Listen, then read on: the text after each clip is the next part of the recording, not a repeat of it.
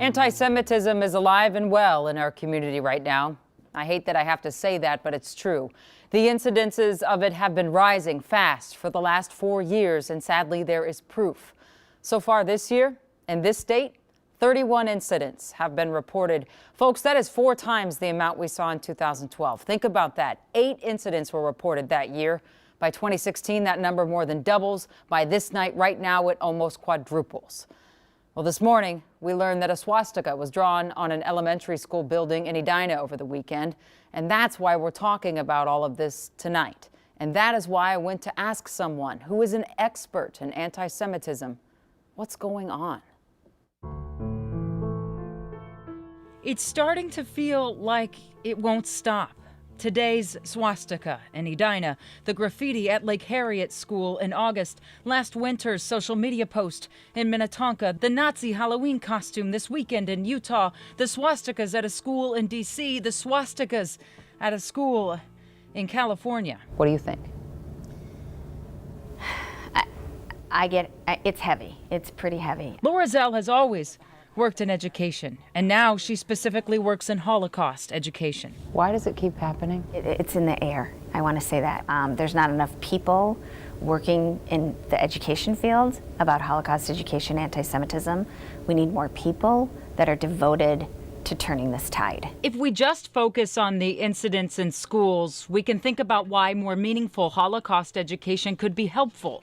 Laura learned that in a real way when she and others were called into a local school district after a viral anti-Semitic post by students. Is that it was a lack of education. It was a lack of seriousness about what an ideology can do to a society. Think about this.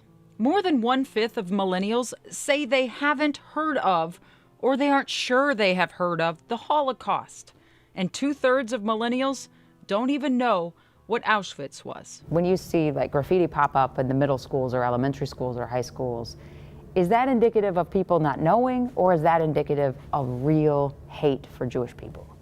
So I want to say when it happens in a school setting, when students do it, I want to approach it more as they don't know, they don't have the knowledge, that it hasn't gone deep enough into what anti-Semitic beliefs and attitudes can do to society. For Laura, more education is the light in this dark. We have to all say we want. Right, and what kids realize or don't realize is they're aligning with this ideology, right?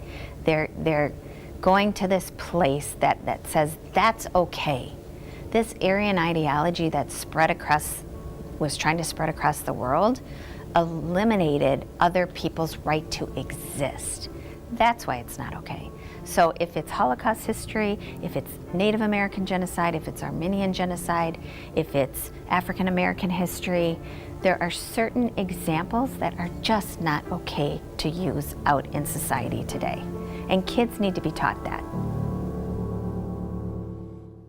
I want to leave you with some good news, if there is any. Many of our schools in this community where this has happened, they have reached out to people like Laura to come into their school and do some of that education and teacher training. Give them the light, even if it has to come in after the dark has already visited that school and that community.